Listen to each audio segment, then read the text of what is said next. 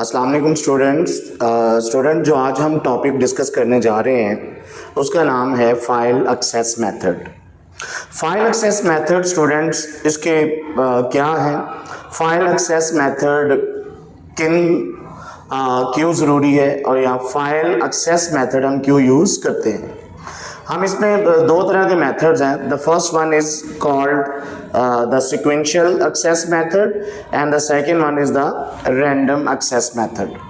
Sequential access method के अंदर students data को एक सीक्वेंस के अंदर स्टोर किया जाता है और जब हम इसको एक्सेस करते हैं तो एक्सेस भी हम इसको सीक्वेंस के ज़रिए ही करते हैं। लेकिन सीक्वेंशियल एक्सेस मेथड क्या है, स्लो है और टाइम कंज्यूमिंग है। इसमें जो सर्च ऑपरेशन है वो भी सीक्वेंशियल होता है जिसके अंदर अ lot of time will be consume.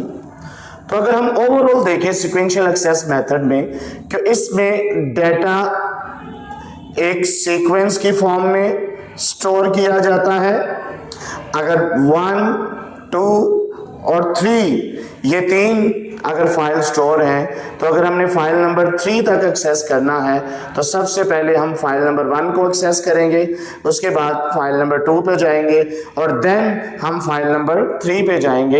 यानी जिस सीक्वेंस में डाटा स्टोर हुआ है उसी सीक्वेंस में हम डाटा को दोबारा एक्सेस भी करेंगे, जो कि एक टाइम कंज्यूमिंग मेथड है, स्लो मेथड है। इसमें ज़्यादा टाइम कंज्यूम होता है और हम अपने डाटा तक स्लोली एक्सेस कर सकते हैं।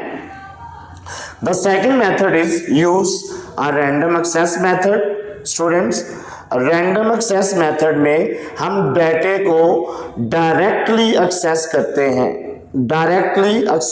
हैं विदाउट एक्सेसिंग प्रोसीडिंग डाटा। हम सीक्वेंस में डाटा तक एक्सेस नहीं करते। सेकंड, हम डाटा को ना ही सीक्वेंस में राइट करते हैं और ना ही सीक्वेंस में इसको हम रीड करते हैं। स्टूडेंट्स, ये एक फास्ट अप्रोच मेथड है डाटा को स्टोर करने का rather than or as compare to sequential method.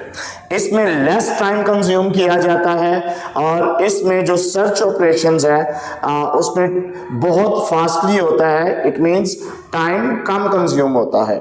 तो स्टूडेंट्स, ये दो मेथड थे, सीक्वेंशियल एक्सेस मेथड और रैंडम एक्सेस मेथड। और इन दोनों के अंदर हमने देखा कि सीक्वेंशियल एक्सेस मेथड के अंदर आपका डाटा सीक्वेंस में स्टोर होके इसमें आपका a lot of time will be consume. उसके बाद स्लो एक्सेस है, टाइम कंज्यूमिंग है, it take a lot time और सीक्वेंशियली आप अपने डाटा तक एक्सेस कर सकते हैं। जबकि रैंडम एक्सेस मेथड में आप डायरेक्टली डाटा को एक्सेस करते हैं और इसकी स्पीड वेरी फास्ट होती है आपके डाटा को एक्सेस करने की as compare to sequential access.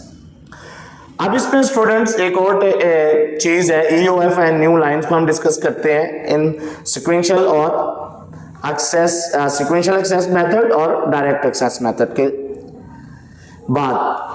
Students, EOF से मुराद है एंड ऑफ फाइल और ये एक स्पेशल कैरेक्टर होता है जो इंडिकेट करता है कि यहाँ पर फाइल एंड हो गई है और ये टेक्स्ट फाइल में यूज किया जाता है। Mean EOF will be placed the last character of the files और ये ऑटोमेटिकली ऐड हो जाता है फाइल के लास्ट पे और ये फ्रिक्वेंटली यूज हो रहा है C प्रोग्राम के अंदर एंड ऑफ फाइल के लिए। एग्जाम्पल में लिखा हुआ है जिस तरह while है एक कंडीशंस और उसके अंदर हमने gets का फंक्शन यूज किया है और लास्ट पे EOF एंड ऑफ फाइल को यूटिलाइज कर रहे हैं।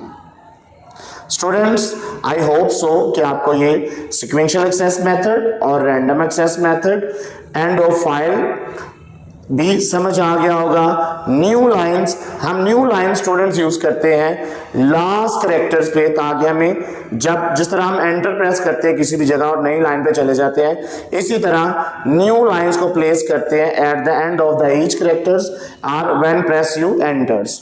और इसको डिनोटेड किया जाता है फॉरवर्ड स्लैश और बैक स्लैश एन से, जो आपको ये बताता है कि ये एंड ऑफ लाइन यानी न्यू लाइन स्टार्ट हो जाएगी इसके बाद। और एग्जाम्पल में भी आपको ये टेबल्स के अंदर मेंशन किया हुआ है लास्ट कैरेक्टर्स के बाद। तो स्टूडेंट्स आई होप सो कि आपको sequential access method, random access method, end of files and new files समझ आ गया होगा कंप्लीटली। इंशाल्लाह हम नए लेक्चर्स में दोबारा आपकी खिदमत में हाजिर होंगे। टिल देन अल्लाह हाफिज़।